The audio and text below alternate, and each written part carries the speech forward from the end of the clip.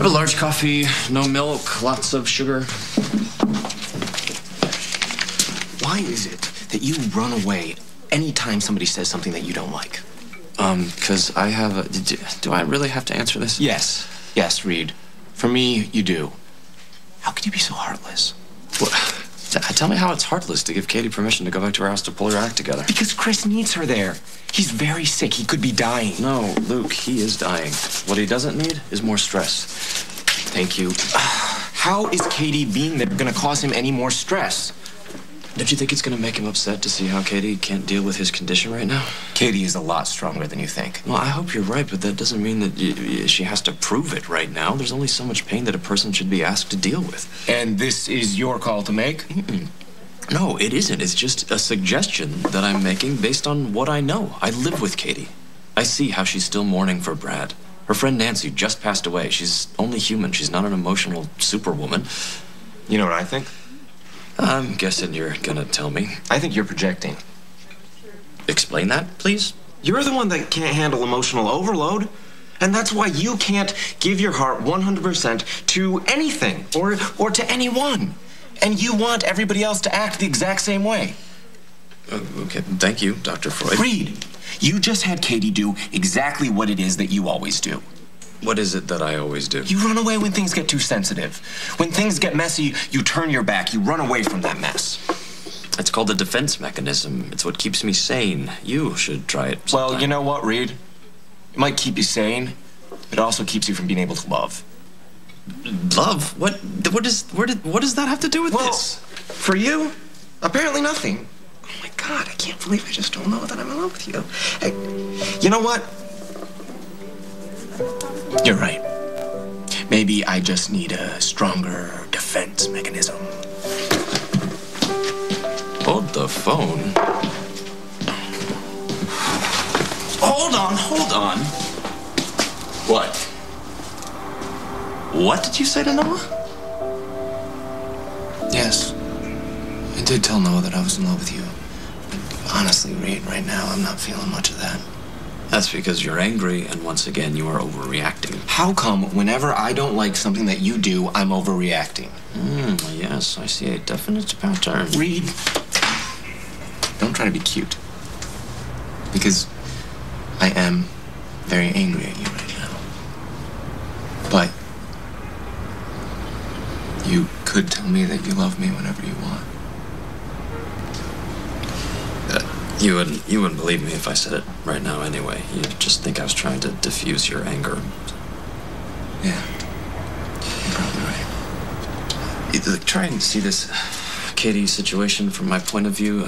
She has suffered beyond belief ever since Brad died. It's taken her a long time to get to this point with Chris, and now that she has, this happens. She needs to prep herself for this next big battle. But Chris is the one lying in the hospital bed. We're talking 1 or 2 days. She just needs a little time. Yeah, but Reed, what if she doesn't have that time? What if Chris dies tonight and she's not there because she's too busy prepping herself for her next big battle? She'll have to live the rest of her life knowing that she wasn't there when he passed away. Did you ever think of that? I know that Katie wanted to be here for you. Thank you. What happened? Well, honestly, she was really upset, and Reed sent her home to pull herself together. Yeah, of course she's upset. Lost her husband last year, lost a good friend yesterday. She shouldn't be forced to sit here and watch me withering away. Chris, you're not withering away. And you've got the best doctors on hand to make sure that that doesn't happen. I hope that's the case. I really, really do. But I'm not gonna make Katie suffer while the docs are trying to figure out how to save my life. It's just not fair. I think you've got the right to be selfish right now.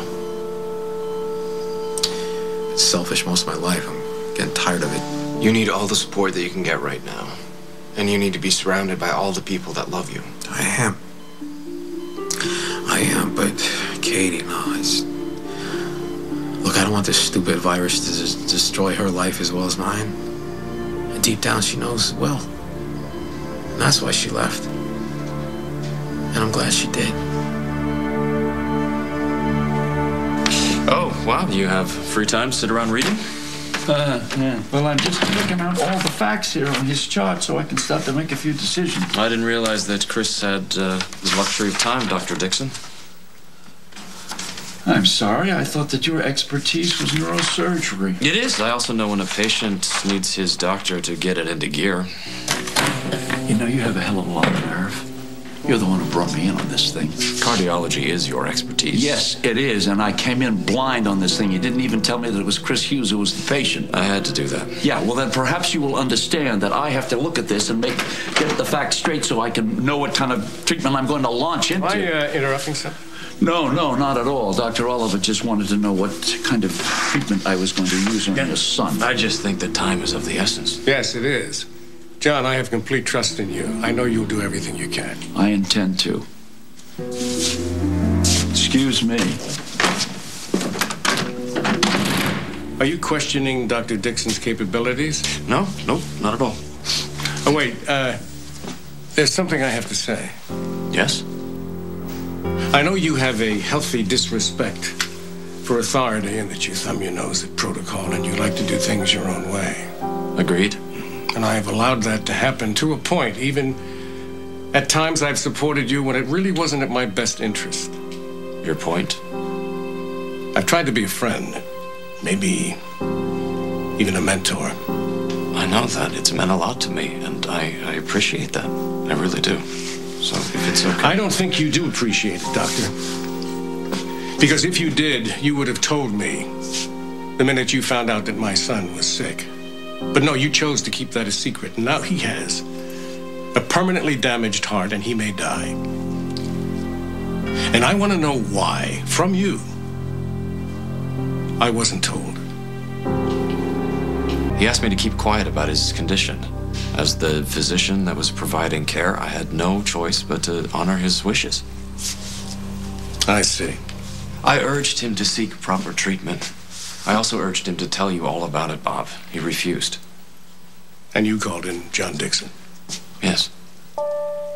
That was the right thing to do. I know it was. It's what I would have done if I'd known. I know that you're angry and frustrated. I made the best decisions that I could, given the circumstances, and I don't apologize for them. If you're upset that you were the last to know, you really need to take that up with Chris.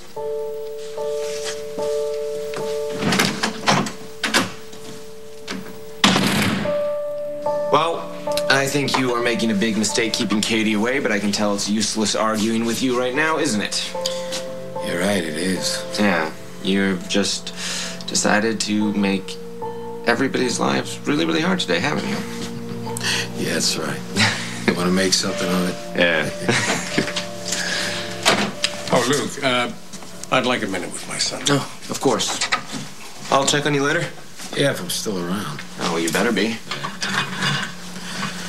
Okay, what did I do now? Tell me, how long have you known you've been ill? This time, a few weeks. What do you mean this time? I first got sick in Africa. And, it lasted a few weeks. I mean, I fought it, I beat it. Thought completely beat it. That's why I decided to come home, because I thought I was given a second chance. You should have told me right away. I thought I was gone. I mean, why would I want to needlessly worry you? Because I'm your father, and I happen to be a doctor. Yeah.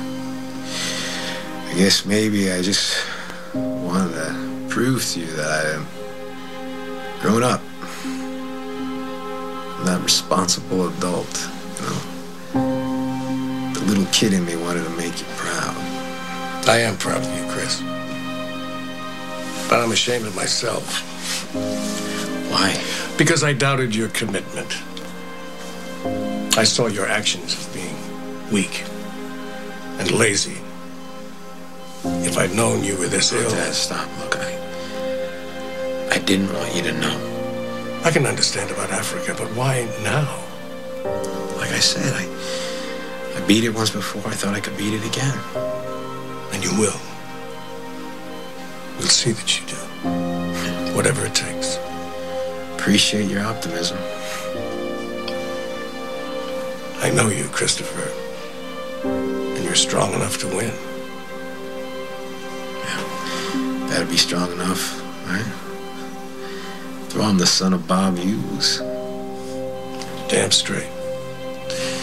It just happens to be the strongest man I've ever known. It just dawned on me. You must be very happy. I beg your pardon? Well, you don't have any more competition. Chris is out of the running. I take no pleasure from your son's condition, Mrs. Hughes. No. I mean, you just, reap the benefits of it. You have a straight shot to the chief of staff. If you're asking, do I want the chief of staff job? Yes. Do I want to get it because your son dies? Absolutely not. Oh. I am very sorry for him and for you and your family. I wish I could believe that. Kim. What? Stop.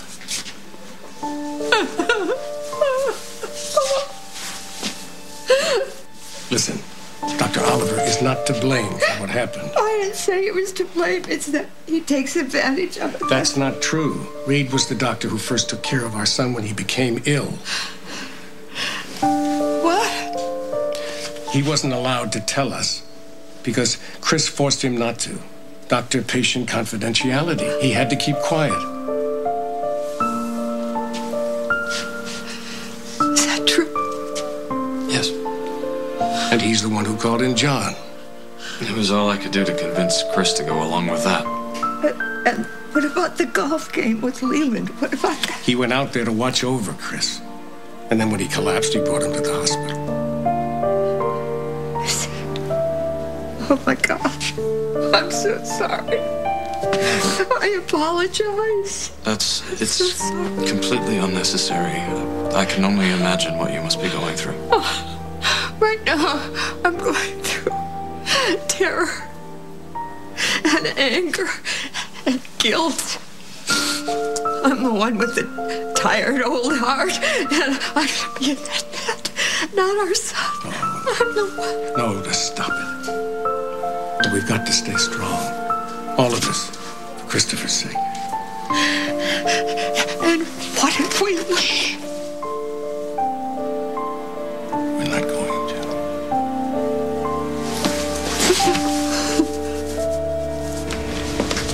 Hello, Dr. Dixon. Getting your caffeine fix? Well, there are some things that haven't changed since I've been gone, and one is that the hospital coffee is still horrible. Well, I know that the Hughes family is very happy that you decided to come back and help Chris. Well, let's hope that we can make them even happier by keeping Chris alive. What are his chances? Oh, I'm not going to speculate on that. No. I just do the best I can. Can I ask you something? Sure. Tell me about Dr. Oliver. Can he be trusted? And I'm okay, I'll tell you why. Chris has a hell of a battle ahead of him. Now he's going to need all the support and resources of the hospital that he can get, and I just want to know, is Dr. Oliver reliable? He will not let you down. You sure about that? It's the one thing I am sure about. When it comes to his job, Dr. Oliver will give you everything you need, and that's all. Good, I'm glad to hear it. That's all I really wanted to know.